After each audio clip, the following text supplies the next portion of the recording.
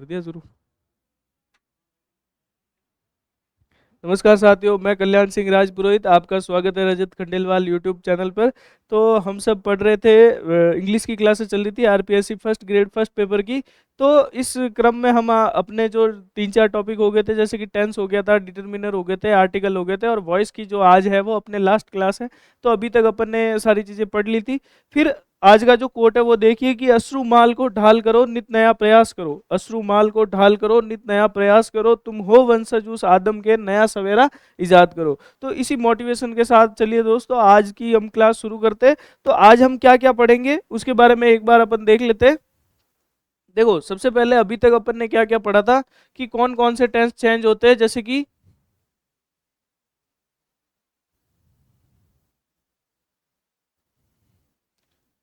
कि present simple tense था, present continuous tense था, ठीक है। तीसरा था प्रेजेंट परफेक्ट टेंस,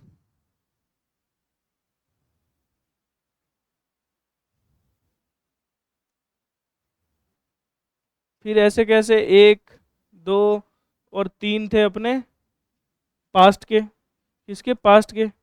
फिर फ्यूचर के कितने थे, केवल और केवल दो फ्यूचर, एक तो सिंपल और एक था फ्यूचर परफेक्ट, ठीक है दोस्तों। तो ये जो दो दो टेंस थे वो चेंज होंगे फ्यूचर वाले, बाकी पास्ट के तीनों चेंज होंगे, पास्ट सिंपल, पास्ट परफेक्ट और पास्ट कंटिन्यूस। ये तीनों, ये पास्ट के तीन टेंस चेंज होंगे और प्रेजेंट के तीनों टेंस चेंज होंगे, ठीक है। यहाँ तक अपन ने छोटी छोटी बातें ये सारी की सारी पढ़ ली थी। वर्ब की कौन सी फॉर्म का प्रयोग होता है, वर्ब की हमेशा कौन सी फॉर्म आती है, थर्ड फॉर्म। वर्ब की कौन सी फॉर्म आती है, थर्ड फॉर्म। और सब्जेक्ट का क्या बनता है, जैसे कि ये सब्जेक्ट है, फिर ये वर्ब है और ऑब्जेक्ट है। देखो, सब्जेक्ट अगर एक्टिव वॉइस में है तो इस सब्जेक्ट का हम यहाँ पे बनाएंगे ऑब्जेक्ट, और इस ऑब्जेक्ट का क्या बनाएंगे, सब्जेक्ट। और वर्ब की कौन सी फॉर्म आएगी, थर्ड फॉर्म। आई बात समझ में दोस्तों, वर्ब की हमेशा कौन सी फॉर्म यूज करेंगे अपन, थर्ड फॉर्म। इतनी सी बात अगर आपको समझ में आ गई तो मान लीजिए कि आपको वॉइस का 90% सिलेबस है वो समझ में आ गया। फिर उसके बाद जो स्पेशल केसेस होते हैं जो वॉइस के, वो हम अभी आगे वाली क्लासों में डिस्कस करेंगे। तो देखो, वॉइस की जो स्पेशल केस है, सबसे पहला कौन सा है, देखो सबसे पहला केस है कि मॉडल। अब मॉडल कौन कौन से होते हैं, मॉडल अपने होते हैं कैन, कुड, मे, माइट, ये सब क्या होते हैं, मॉडल होते हैं, ठीक है। कैन, कुड, मे, माइट, ये सारे के सारे मॉडल होते हैं। तो इन मॉडल का जब हम, जैसे कि कोई सेंटेंस आ गया जिसके अंदर मॉडल का प्रयोग किया हुआ है, जैसे I can solve the problem, ये है एक्टिव वॉइस में। अब देखो, इसका सब्जेक्ट क्या है, इसका सब्जेक्ट हो गया आई। फिर ये कैन क्या है, मॉडल, ठीक है। इतनी सी बात समझ में आ गई। फिर द प्रॉब्लम, देखो मैंने आपको पहले ही बताया कि अगर किसी ऑब्जेक्ट के साथ अगर नाउन का अपने आर्टिकल का प्रयोग किया जाता है तो उस आर्टिकल को भी साथ में लेना है। तो ये हो गया अपना ऑब्जेक्ट, ठीक है। अब इस ऑब्जेक्ट को क्या बनाना है अपने को, सब्जेक्ट। जैसे ही अपन पैसिव वॉइस में ट्रांसफॉर्मेशन करेंगे तो ये ऑब्जेक्ट उठ के कहाँ आएगा, आगे। तो ये बन गया इसका सब्जेक्ट, तो द प्रॉब्लम ये हो गया इसका सब्जेक्ट। फिर ये मॉडल, मॉडल आ गया कैन। अब देखो अपने साथ क्या है कि पैसिव वॉइस में मॉडल के साथ किसका प्रयोग करना है, बी का। किसका प्रयोग करना है, बी का। तो कैन के जस्ट बाद में क्या आएगा, बी। कैन के जस्ट बाद में क्या आ गया, बी। फिर वर्ब की कौन सी फॉर्म आती है हमेशा, जैसे एक्टिव से पैसिव में ट्रांसफॉर्मेशन करते हैं तो हमेशा वर्ब की कौन सी फॉर्म लगानी है अपने को, थर्ड फॉर्म। तो सॉल्व की थर्ड फॉर्म क्या हो गई, सॉल्व्ड, ठीक है। सॉल्व की थर्ड फॉर्म क्या हो गई, सॉल्व्ड। फिर आ गया बाई, फिर क्या आ गया, बाई। और बाई के साथ क्या आ गया, मी। अब मी कहाँ से आया, देखो ये ध्यान देने वाली बात है कि यहाँ का सब्जेक्ट क्या था, आई। इसका जब हमने ऑब्जेक्ट बनाया तो क्या बना मी, और इसके पहले क्या लग गया बाई। आई बात समझ में? तो जब अपन इसका जो सब्जेक्ट होता है उसको अपन ऑब्जेक्ट बनाते हैं, या फिर इसका जो ऑब्जेक्ट होता है इसको अपन सब्जेक्ट बनाते हैं, तो ये ट्रांसफॉर्मेशन सीखना सबसे ज़्यादा इंपॉर्टेंट है अपने लिए। क्योंकि अपने एग्जाम में क्वेश्चन ऐसे नहीं आएगा कि आपको हेल्पिंग वर्ब बतानी है या फिर क्या उसमें कौन से रूल लगे वगैरह, रूल वगैरह से रिलेटेड कोई सवाल नहीं आता। आपको सीधा से सीधा आपको एक ऑप्शन दे दिया जाएगा, या तो ये वाला खाली जगह दे दी जाएगी कि यहाँ पर क्या आएगा, कि कैन आया है तो कैन के साथ क्या लगाना है अपने को, बी लगाना है। सीधी सी बात है। देखो पहला ही रूल क्या है, मॉडल को पैसिव वॉइस में चेंज करते हैं तो इनके साथ किसका प्रयोग करेंगे, बी का। आई बात समझ में? सबको समझ में आ गया? अब अपन चलते हैं आगे, एक और एग्जाम्पल के माध्यम से इसको समझते हैं। जैसे कि ये आ गया, यू मस्ट ओबे योर पेरेंट्स, यू मस्ट ओबे योर पेरेंट्स, मतलब तुम्हें अपने माता पिता की आज्ञा का पालन करना चाहिए। देखो सबसे पहले इसका सब्जेक्ट क्या हो गया,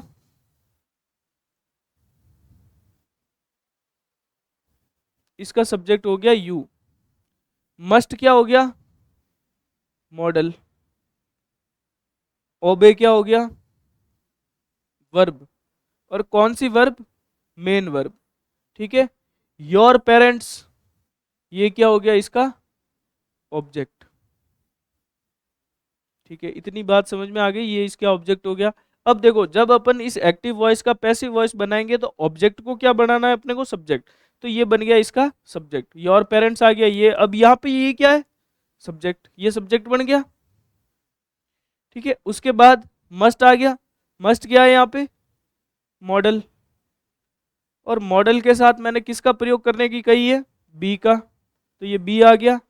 फिर ओबे की थर्ड फॉर्म क्या होती है, जैसे ओबे, ओबेड,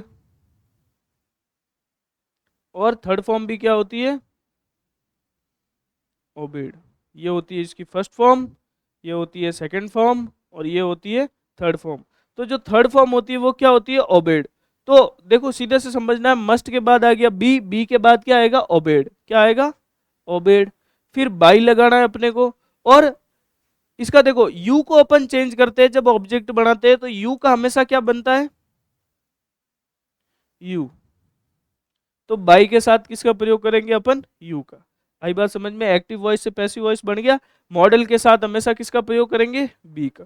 फिर देखो we must help our friends, तो देखो वी क्या है यहाँ पे, ये वी हो गया सब्जेक्ट। ठीक है, मस्ट क्या हो गया, मॉडल, हेल्प क्या हो गया, मेन वर्ब, अवर फ्रेंड्स क्या हो गया, ऑब्जेक्ट। ठीक है, ये तीनों चीजें हो गई। अब देखो ऑब्जेक्ट को क्या बनाना है अपने को, सब्जेक्ट, तो अवर फ्रेंड्स क्या आ जाएगा आगे, ये आ गया यहाँ पे, तो ये क्या बन गया यहाँ पे, सब्जेक्ट, क्या बन गया, सब्जेक्ट। फिर ये जो मस्ट है वो क्या है, मॉडल, और मैंने मॉडल के साथ ही मैंने किसका प्रयोग बताया, बी का। फिर हेल्प की थर्ड फॉर्म क्या होगी, हेल्प्ड, और बाई, और वी को किस में चेंज करते हैं, आप सबको पता ही है, मैंने सारणी के माध्यम से बताया था, वी को किस में चेंज करते हैं, अस में। देखो आप सारी क्लासेस सीक्वेंस से देखोगे, पूरी क्लासों में शुरू से लेके अंत तक बने रहोगे, तो आपको एक चीज समझ में आएगी, कंसिस्टेंसी के साथ आपकी इंग्लिश इंप्रूव हो रही है। धीरे धीरे आपको समझ में आने लगेगा कि वी को जब हम चेंज करते हैं तो ये किस में बदलता है, अस में। ठीक है, इतनी सी बात आपको ध्यान रखनी है। आगे चलते हैं, यहां तक किसी को कोई दिक्कत? अब देखो दूसरा केस क्या है, यदि मॉडल के साथ हैव आए, मॉडल के साथ क्या आए, हैव, तो पैसिव वॉइस में हैव बीन का प्रयोग करते हैं। ये बात सबको पहले से ही क्लियर है, आपको भी पता है कि हैव के साथ बीन लगता है। जब भी अपन पिछले वाले टेंस पढ़े थे, जब अपन ने पास्ट परफेक्ट टेंस पढ़ा था, प्रेजेंट परफेक्ट टेंस पढ़ा था, तो उसके अंदर हैव्स और हैव आते थे। एक में हैड आता था तो हैड के साथ हैड बीन लगाते थे, हैड आता था तो क्या लगाते थे, हैड बीन, और हैज और हैव आएगा तो अपन क्या लगाएंगे, हैज बीन और हैव बीन। इतनी सी बात समझ में आ गई आपको? तो देखो आई शुड हैव, अब देखो शुड के साथ क्या आ गया, हैव, तो ये मॉडल क्या है यहाँ पे, शुड, शुड क्या है, मॉडल, और उसके साथ मैंने क्या बोला, हैव आ गया। सब्जेक्ट क्या है इसका, सब्जेक्ट हो गया आई। फिर वर्ब की कौन सी फॉर्म आएगी, थर्ड फॉर्म, और ये क्या हो गया इसका ऑब्जेक्ट, ये क्या हो गया ऑब्जेक्ट। तो देखो अपने को ऑब्जेक्ट को क्या बनाना है, सब्जेक्ट। ऑब्जेक्ट क्या है इसमें, हिम। तो ही को जब चेंज करते हैं तो ये किस में चेंज होता है, हिम में। तो हिम को चेंज करेंगे तो ये किस में चेंज होगा, ही में। इतनी सी बात समझ में आई। तो सबसे पहले ऑब्जेक्ट को अपन कहाँ लाएंगे, आगे। तो ये आ गया ही। फिर मॉडल, मॉडल कौन सा है, शुड। फिर क्या आएगा, हैव। और मैंने आपको बताया कि हैव के साथ किसका प्रयोग करना है अपने को, बीन का। आई बात समझ में, बीन आ गया। बीन के बाद क्या आएगा, बीन के बाद आएगा हेल्प्ड, हेल्प की थर्ड फॉर्म आएगी। फिर बाई लिखेंगे, बाई के साथ क्या आएगा, आई को जब हम ऑब्जेक्ट के रूप में बनाते हैं तो आई किस में चेंज होता है, मी में। आई किस में चेंज होता है, मी में। ठीक है दोस्तों। फिर दूसरा एग्जांपल देखेंगे अपन, they must have taken the stock of the situation. They must have taken the stock of the situation. देखो अब देखो इसमें ऑब्जेक्ट क्या होगा, देखो यहां से द से शुरू होगा, ये the stock of the situation, ये पूरा क्या हो गया इसका ऑब्जेक्ट। ये क्या हो गया ऑब्जेक्ट। इसका सब्जेक्ट क्या होगा, दे।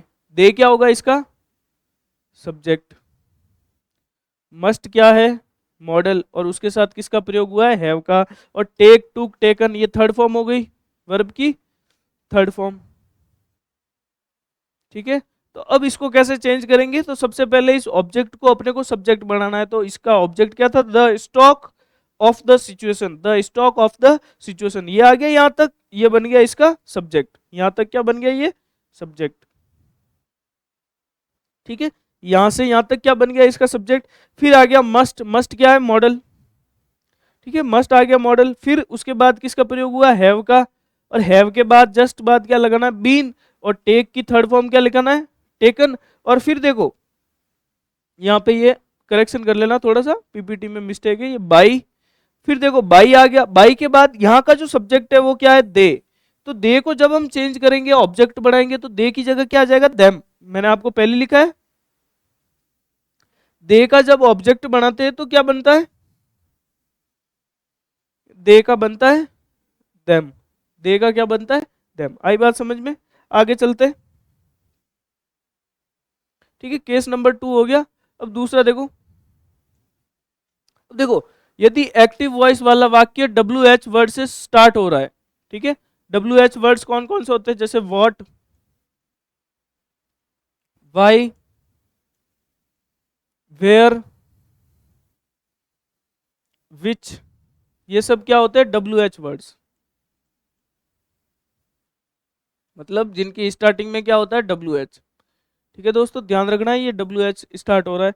तो वॉइस वाला वाक्य भी डब्ल्यू एच वर्ड से ही स्टार्ट होगा। मतलब जैसे कि अगर आप एक्टिव वॉइस में डब्ल्यू एच से शुरू हो रहा है, देखो मैंने आपको बताया था कि जब इंटरोगेटिव सेंटेंस होता है वाक्य के एक्टिव वॉइस में, एक्टिव वॉइस में जब इंट्रोगेटिव सेंटेंस था,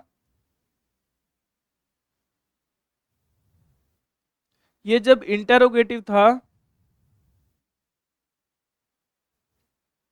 तो पैसिव वॉइस में भी ये क्या बनता था,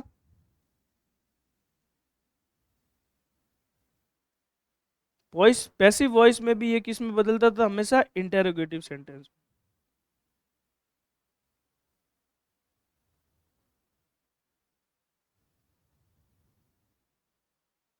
मतलब इससे एक बात समझ में आ गई आपको कि अगर इंटरोगेटिव डब्ल्यू एच से स्टार्ट हो रहा है, मतलब या फिर या तो इंटरोगेटिव है या फिर डब्ल्यू एच वर्ड से स्टार्ट हो रहा है, मतलब ये प्रश्नवाचक वाक्य है, तो जो पैसिव वॉइस वाला वाक्य बनेगा वो भी किससे स्टार्ट होगा, डब्ल्यू एच से या इंटरोगेटिव ही बनेगा। तो देखो यहाँ पर देखो, व्हाट डू यू राइट, ये आ गया। अब देखो इसमें अपने को ऑब्जेक्ट सब्जेक्ट सब तलाशना है। देखो यू क्या हो गया इसका सब्जेक्ट, ये डू क्या हो गई, ये मेन वर्ब है। ये मेन वर्ब कैसे हुई मैं बताऊंगा आपको। फिर राइट क्या हो गई, ये मेन वर्ब, ठीक है। राइट क्या हो गई, मेन वर्ब। देखो अब अपने को एक चीज समझनी है कि ये जो डू है, इस डू का अपने को क्या करना है।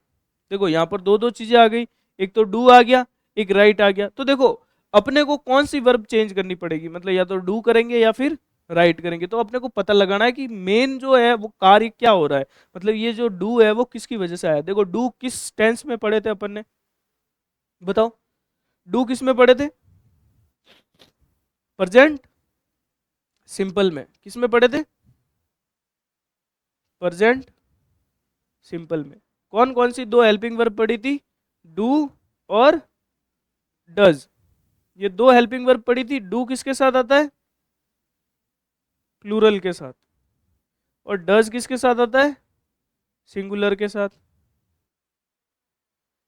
अरे जो कमेंट कर रहे थे कि सर डू और डज में आपने बहुत ज़्यादा कंफ्यूज कर दिया, तो उन लोगों को एक बार ध्यान से देखना है वीडियो। मैंने कोई कंफ्यूज नहीं किया था, वो सिर्फ वीडियो में एक एरर थी, पीपीटी के अंदर मिस्टेक थी, उस वजह से हुआ था वो। बाकी डू और डज, डू कहाँ आता है, प्लूरल के साथ, और डज आता है सिंगुलर के साथ। ये बात आपको ध्यान रखनी है, मैंने पहले ही बताया था। फिर देखो इसका जब चेंज करेंगे तो इसका सब्जेक्ट क्या है, यू। तो इस सब्जेक्ट को अपन बनाएंगे यहाँ ऑब्जेक्ट, ये बन गया ऑब्जेक्ट। अब बताओ मेरे को कि ऑब्जेक्ट क्या है इसमें, ऑब्जेक्ट क्या है। अब पता लगाओ कि क्या ऑब्जेक्ट हो सकता है। तो देखो यहाँ पर ऑब्जेक्ट जो है वो वॉट है। क्या है, वॉट। मतलब देखो अपन हिंदी में, जब अपन हिंदी में ग्रामर पढ़ रहे थे तो आपको किसी टीचर ने, अच्छे टीचर ने पढ़ाया होगा सकर्मक क्रिया आकर्मक क्रिया। तो उसमें आपको पूछा, बोला गया होगा कि आप उसको प्रश्न करिए कि राम जैसे कि खाना खाता है, तो आप प्रश्न करिए कि राम क्या खाता है। तो क्या का आंसर क्या आएगा, हमेशा खाना खाता है। तो खाना क्या हो गया, कर्म। खाना क्या हो गया, कर्म। मतलब खाना खाता है तो वो खाना क्या हो गया, कर्म। जैसे कि राम फुटबॉल खेलता है, तो राम क्या खेलता है, फुटबॉल खेलता है। तो इसका ऑब्जेक्ट क्या हो गया, फुटबॉल। सीधी सी बात है कि राम क्या खेलता है, तो आंसर क्या आ गया, फटाफट से क्या बोलोगे आप, फुटबॉल। आई बात समझ में। तो जो कर्म होता है, जिसको हिंदी में अपन कर्म बोलते हैं, उसी को इंग्लिश में क्या बोलते हैं, ऑब्जेक्ट। उसी को क्या बोलते हैं, ऑब्जेक्ट। तो यहाँ पर ऑब्जेक्ट क्या है, वॉट। आई बात समझ में। इस वॉट के अनुसार इसकी जो हेल्पिंग वर्ब आएगी वो क्या आएगी, सिंगुलर, इज। क्या आ गया, इज। आई बात समझ में। अब ये इज क्यों आया, क्योंकि देखो प्रेजेंट सिंपल में मैंने आपको बताया था, प्रेजेंट सिंपल का अगर अपन बनाते हैं तो क्या क्या क्या लगाते हैं अपन। देखो प्रेजेंट सिंपल का अगर हम पैसिव वॉइस बनाते हैं तो एक तो इज लगता है, आर लगता है, एम लगता है, प्लस वर्ब की कौन सी फॉर्म लगती है, थर्ड फॉर्म। इतनी इतनी बातें हम कर चुके हैं पहले से, ठीक है। तो देखो वॉट, इज, फिर राइट की थर्ड फॉर्म आ गई रिटर्न, और फिर बाई और यू। यू को अपन चेंज करते हैं तो वापस यू ही आता है। फिर आ गया who will not help you. अब बताओ इसमें ऑब्जेक्ट क्या होगा। सिंपल सी बात है, ऑब्जेक्ट क्या है, हु। कि तुम्हारी मदद मैं करता हूं। जैसे मान लो कि तुम्हारी एक अपनी, जैसे अपनी दोनों की कन्वर्जेशन हो रही है, आपकी और मेरी, तो आप, मैं बोलता हूं कि मैं तुम्हारी मदद करूंगा। तो तुम्हारी मदद कौन करेगा, तो इसका आंसर कौन आ गया, मैं। इसका मतलब क्या, ऑब्जेक्ट कौन हो गया, मैं। सीधी सी बात है, समझ में आ गया। कौन का आंसर जो देता है, जैसे कि इसमें इसमें क्या का आंसर था, क्या, और यहां पर क्या है, कौन। तो इसका आंसर जो चीज आएगी वो क्या आएगा, उसका ऑब्जेक्ट। तो देखो who will not help you, इसका ऑब्जेक्ट क्या हो गया, हु। विल क्या हो गया, वही विल, आपको सब पता ही है, हेल्पिंग वर्ब है। नॉट आ गया तो नेगेटिव सेंटेंस है। हेल्प क्या आ गया, इसकी मेन वर्ब, और यू क्या हो गया, सब्जेक्ट। तो देखो सब्जेक्ट को बनाना है अपने को ऑब्जेक्ट, और ऑब्जेक्ट को बनाना है सब्जेक्ट। तो देखो ये हो गया हु। तो हु की जगह क्या आया अपने, बाई हुम। देखो सबसे पहले आगे क्या लाएंगे अपन, देखो पैसिव वॉइस बनाने में मैंने ये वाला रूल सबसे पहले लिखा दिया कि वर्ड्स डब्ल्यू एच से स्टार्ट होगा, तो सबसे पहले भी क्या लाएंगे, डब्ल्यू एच वर्ड। अब देखो यहाँ पे ये क्या है, ऑब्जेक्ट है, लेकिन फिर भी इसको अपन ने कहाँ लिखा, ऑब्जेक्ट है, लेकिन फिर भी इसको अपन ने सबसे फर्स्ट में लिखा है। क्यों, इसका रीजन क्या है, क्योंकि डब्ल्यू एच वर्ड होते हैं वो पैसिव वॉइस बनाते हैं तो सबसे आगे लिखे जाते हैं, ठीक है। फिर आगे इसकी हेल्पिंग वर्ब, फिर आ गया यू। यू क्या है यहाँ पे, सब्जेक्ट। फिर आ गया नॉट, और फिर बी, और फिर हेल्प्ड, ठीक है। आई बात समझ में। और ये हेल्प्ड क्यों आया, देखो मॉडल के साथ मैंने क्या बताया कि बी लगता है। अब मॉडल के साथ बी लगेगा, लेकिन क्यों, कि बाई हुम आया, हुम के जस्ट बाद क्या आएगा, विल। देखो इसको एक एग्जांपल से समझते हैं।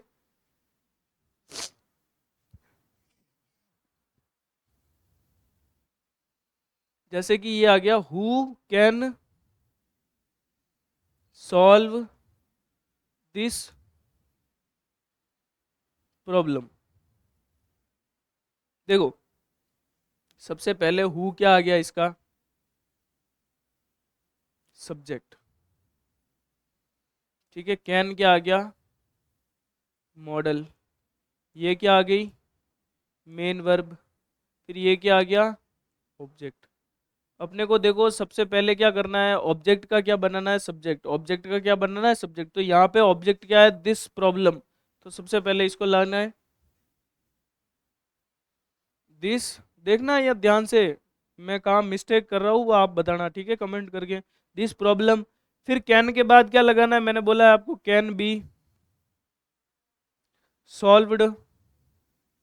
देखो कैन बी सॉल्व्ड तो आ गया, सॉल्व की थर्ड फॉर्म लगेगी, ये बात आपको समझ में आएगी। और हु का जब अपन चेंज करते हैं, हु किस में चेंज होता है, हुम में। हु किस में चेंज होता है, हुम में। तो हु का जब अपन ऑब्जेक्ट बनाएंगे तो बाई हुम लिखेंगे, ऐसे बाई हुम और पीछे क्वेश्चन मार्क। अब मेरे को एक बात बताओ, क्या ये सेंटेंस सही है,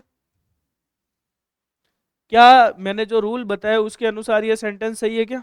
डब्ल्यू एच वर्ड पीछे आ सकता है क्या, नहीं आ सकता। तो सबसे आगे किसको रखना है, डब्ल्यू एच वर्ड को। तो बाई हुम, देखो बाई तो सबके साथ लगेगा ही, लेकिन बाई के साथ क्या आएगा हमेशा, डब्ल्यू एच वर्ड। देखो एक बात ध्यान रखनी है आपको, सबसे आगे का मतलब ये है कि इसके साथ जो लिखा हुआ है, जैसे बाई तो आएगा ही। बाई क्यों आएगा, क्योंकि देखो जब अपन सब्जेक्ट को ऑब्जेक्ट बनाते हैं तो बाई तो लगाना ही है अपने को। और जब ये उठ के यहाँ से उठ के आगे आएगा, देखो जैसे आर्टिकल सबके साथ में जाते हैं, वैसे के वैसे ये बाई है वो भी सबके साथ में जाएगा, बाई हुम।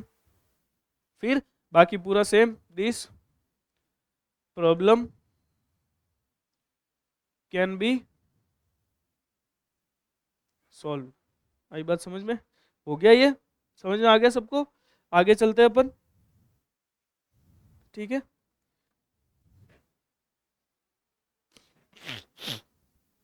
देखो इंपेरेटिव सेंटेंस में, ठीक है, इंपेरेटिव सेंटेंस में यदि आज्ञा या आदेश दिया जाए, जैसे कि मैं तुम्हें कहूँ कि तुम्हें कल से घर से पढ़ के आना है, सबको ढंग से पढ़ के आओगे तभी मेरी क्लास में समझ में आएगा, मेरे जो जितने भी मैं चीज़ें बता रहा हूँ उसको ढंग से याद करके आओगे तो आगे से आगे आपकी जो नॉलेज है वो बढ़ती जाएगी, और इंग्लिश में आपके 5 में से 5 सही होने के चांसेस बढ़ते जाएंगे। तो इस प्रकार के जो सेंटेंस होते हैं वो क्या होंगे, इंपेरेटिव सेंटेंस, मतलब आज्ञा सूचक जो वाक्य होंगे वो, ठीक है। तो वॉइस में लेट का प्रयोग होगा, जब उनका पैसिव वॉइस बनाएंगे तो क्या किसका प्रयोग होगा, लेट का प्रयोग होगा। देखो जैसे कि एक सेंटेंस है ओपन द विंडो, मतलब मैं कहता हूँ कि खिड़की खोल दो, मैं क्या बोलता हूँ कि खिड़की खोल दो। तो अब देखो इसमें ना तो कोई ऑब्जेक्ट है ना कोई सब्जेक्ट है, कुछ भी नहीं दिया हुआ है। कुछ दिया हुआ है क्या, नहीं दिया हुआ। तो इसमें क्या करना है इसमें क्या करना है, सबसे पहले अपने को लगाना है लेट। किसका प्रयोग होगा, लेट का, ठीक है। फिर इसका जो सब्जेक्ट है वो क्या है, इसका सब्जेक्ट हिडन है, मतलब इसके अंदर सब्जेक्ट दिया हुआ ही नहीं है अपने को। तो जो हिडन है उसको हिडन ही रहने दो। और अपने जो पास जो है ऑब्जेक्ट है, इसका ऑब्जेक्ट क्या है, ऑब्जेक्ट तो अपने को साफ दिख रहा है, द विंडो। ऑब्जेक्ट तो अपने को साफ दिख रहा है ना, विंडो। तो the window, let the window. और फिर देखो ओपन है तो ओपन थर्ड फॉर्म आएगी, और उसके साथ में किसका प्रयोग करना है, बी का। लेट के साथ किसका प्रयोग होता है हमेशा, बी का। ये बात ध्यान रखनी है, जहां लेट आएगा उसके साथ किसका प्रयोग होगा, बी का। और बी के साथ हमेशा कौन सी आएगी, वर्ब की थर्ड फॉर्म। वर्ब की कौन सी फॉर्म आएगी, थर्ड फॉर्म। ये वाला केस है most important case, most important, ठीक है भाई, ध्यान रखना है। तो ये हो गया सबसे मोस्ट इंपॉर्टेंट केस। फिर देखो डोंट टच फायर। अब देखो ऑब्जेक्ट तो सीधा सीधा दिख गया अपने को, फायर। तो लेट आ गया सबसे पहले, फिर आएगा फायर। अब देखो डोंट है तो इसको क्या बोलते हैं अपन, डू और नॉट। इसको पूरा सामूहिक रूप से क्या बोलते हैं, डोंट। तो नॉट आ गया, और फिर मैंने बताया लेट के साथ क्या था, बी। और फिर टच की थर्ड फॉर्म क्या आ गई, टच। देखो अब यहाँ कंफ्यूज नहीं होना है, आपने ये सोच लिया होगा कि डू नॉट आया तो सर इज एम आर वगैरह ये क्यों नहीं यूज किया। तो एक बात मैं आपको पहले ही बता दूं कि जब कुछ भी दिया हुआ नहीं होता है, आज्ञा सूचक इंपेरेटिव सेंटेंस दिए हुए हो, तो उस कंडीशन में लेट के साथ बी का प्रयोग करो और वर्ब की कौन सी फॉर्म लगाओ, थर्ड फॉर्म। ठीक है, फिर तीसरा था inform the police of the incident. देखो अब इसका ऑब्जेक्ट तो आ गया ऑफ द इंसिडेंट, ठीक है, नहीं सॉरी, इसका जो ऑब्जेक्ट है वो गया द पुलिस। द पुलिस क्या है इसका ऑब्जेक्ट। देखो ये थोड़ी सी टफ चीजें हैं, मतलब इनमें से क्वेश्चन आने के चांसेस थोड़े ज्यादा होते हैं, थोड़ी हाई लेवल की है। तो आपको इस वीडियो को कम से कम 2-3 बार देखना है ताकि आपको ढंग से समझ में आ सके। एक बार देखने पे शायद हो सकता है कि आपको समझ में ना आए, पर 2-3 बार जब आप रिपीट पे देखोगे तो आपको एकदम क्लियरली समझ में आ जाएगा कि लेट के साथ किसका प्रयोग करना है, बी का, और वर्ब की कौन सी फॉर्म आएगी, थर्ड फॉर्म, और ऑब्जेक्ट कौन सा है वो आप देख के ही पता लगा लोगे कि क्या है ऑब्जेक्ट। धीरे धीरे आप जब प्रैक्टिस करोगे, ज़्यादा से ज़्यादा इस क्लास को देखोगे और भी कहीं से आप एग्जाम्पल वगैरह प्रैक्टिस करोगे तो आपको और अच्छे से समझ में आएगा। फिर देखो लेट आ गया, लेट द पुलिस, फिर आ गया बी, इन्फॉर्म की थर्ड फॉर्म क्या आ गई, इन्फॉर्म्ड ऑफ द इंसिडेंट। आई बात समझ में? ये एडिशनल इंफॉर्मेशन है, ध्यान रखना, of the incident, informed, inform तो होगी मेन वर्ब की कौन सी फॉर्म, थर्ड फॉर्म। आई बात समझ में? अब आगे चलते हैं।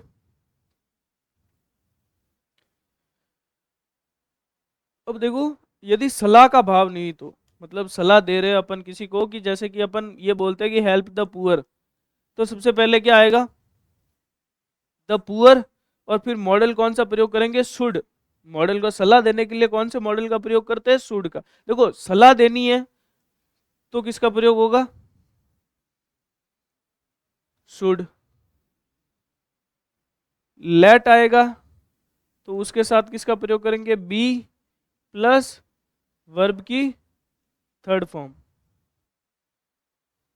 ये बात ध्यान रखनी है। जैसे कि हेल्प द पुअर है, तो ये आप सलाह दे रहे हो किसी को कि गरीब की मदद करनी चाहिए, तो आप उसको ऐसे दोस्त जमा के नहीं कह सकते कि अरे उस गरीब की हेल्प कर, ऐसे तो नहीं बोलते। आप कहते भाई साहब आप गरीब की हेल्प कीजिए। तो ये आप उसको सलाह दे रहे हो, उसकी इच्छा होगी तो वो करेगा, नहीं इच्छा होगी तो नहीं करेगा। तो इसका जो ऑब्जेक्ट है वो क्या है, द पुअर, द पुअर, और शुड बी, और हेल्प्ड। और देखो यहाँ पर है ना, ये by us, by we, by them, ये ऐसा कुछ भी नहीं आता। क्यों नहीं आता, देखो यहाँ पर दिया हुआ है क्या, ऐसा कुछ नहीं दिया हुआ है, तो अपने को जो इसका जो बनेगा उसमें भी इसका प्रयोग नहीं करना है। ठीक है, इसका जो एक्टिव से पैसिव बनाएंगे तो पैसिव वॉइस में भी बाई अस, बाई यू, ये सब नहीं लिखना है। क्यों, क्योंकि इसका क्लियरली मेंशन नहीं है ना ये किसे कह रहा है। मतलब ये एक आदमी को भी कह सकता है, बहुत सारे लोगों को भी कह सकता है, दो आदमियों को भी कह सकता है। तो इस प्रकार ये क्लियरली नहीं बता रहा है, इसलिए हम अब जो पैसिव वॉइस होगा उसके अंदर इसका बाई, हुम, बाई, हीज, ऐसा कोई भी प्रयोग नहीं करेंगे। ठीक है, फिर देखो दूसरा है हियर हिम नाउ। तो देखो हिम क्या आ गया, इसका ऑब्जेक्ट, ऑब्जेक्ट आ गया, ये आ गई मेन वर्ब, और ये क्या आ गया, ये अदर वर्ड्स जो टाइम वगैरह बताते हैं। ठीक है, ये अदर वर्ड हो गया। तो अब देखो he should be heard now. अब देखो ये बताओ कि मेरे को ये ही कहाँ से आया, ही कहाँ से आया, इसका ऑब्जेक्ट का अपन ने क्या बनाया, सब्जेक्ट। तो हिम की जगह क्या आ गया, ही। मैंने बताया था आपको हिम इसका सब्जेक्ट बनाते तो क्या आता है, ही। और हर है तो उसका सब्जेक्ट बनाते तो क्या आता है, सी। आई बात समझ में? तो he should be heard now. फिर तीसरा आ गया अपने, the country should be loved. तो लव द कंट्री आ गया, तो the country should be love, इसका जो ऑब्जेक्ट है वो क्या है, द कंट्री, और शुड बी लव्ड। मतलब एक सजेशन का भाव आ रहा है कि आपको अपने देश से प्रेम करना चाहिए, और देश से प्रेम करने की कंडीशन क्या है कि आपको एक सलाह दी जा रही है कि आपकी इच्छा हो तो करो, नहीं करना है तो मत करो। ठीक है, वैसे के वैसे मैं भी आपको इच्छा देता हूँ कि आप पढ़ाई करो, लेकिन आप अगर मेरी जो सलाह है उसको नहीं मानते हो तो इसका मतलब ये हो गया कि आप भी मेरी आज्ञा का पालन नहीं करते हो। ठीक है, तो वहां पे भी शुड का भाव आता है। फिर देखो छठा केस क्या है, यदि इंपेरेटिव सेंटेंस प्लीज और काइंडली का भाव, मतलब आप किसी से रिक्वेस्ट कर रहे हैं, तो देखो प्लीज और काइंडली का मतलब होता है, दोनों का सेम ही अर्थ होता है, दोनों सिनोनिम है, दोनों का अर्थ होता है कि कृपया करके आप मैं जो कह रहा हूँ वो मान लो। तो देखो kindly help me, kindly help me, तो देखो मी क्या हो गया इसका ऑब्जेक्ट, हेल्प क्या हो गया मेन वर्ब। ठीक है, और काइंडली पता ही है आपको। अब देखो काइंडली लिखा हुआ आ गया, तो you are requested to help me. अब देखो ये यू कहां से आया, सीधी सी बात समझनी है। जैसे कि मैं कहूंगा कि मेरी मदद करो, तो मेरे सामने कोई लोग होंगे, उन्हीं को तो कहूंगा ना मैं कि मेरी मदद करो। जैसे कि मैं आपको कहता हूँ कि आप मेरी मदद करो इस चैनल को आगे बढ़ाने में, तो इसका मतलब क्या हुआ? मैं रिक्वेस्ट किससे कर रहा हूँ? आपसे। तो इस चीज को ये क्या बताता है कि यू आर रिक्वेस्टेड। अब ये यू कहां से आया? तो आपको ये मानना है, इमेजिनरी ऑब्जेक्ट मानना है, इमेजिनरी सब्जेक्ट मानना है, ये बात आपको ध्यान में रखनी है। और ये बात आपको कब समझ में आएगी? जब इस वीडियो को आप 3-4 बार देखोगे, इन रूल को अच्छे से पढ़ोगे, प्रैक्टिस करोगे क्वेश्चन की, तब जाके आपको समझ में आएगा कि ये यू कहां से आया। यू क्या माना आपने? जैसे देखो, काइंडली हेल्प मी, तो इसकी जगह अपन इमेजिन करके ये देख सकते हैं कि kindly you help me, kindly you help me. तो देखो यहां पर देखो, सब्जेक्ट है वो क्या है? यू। मी क्या है? ऑब्जेक्ट। यू क्या है? सॉरी, ये देखना है।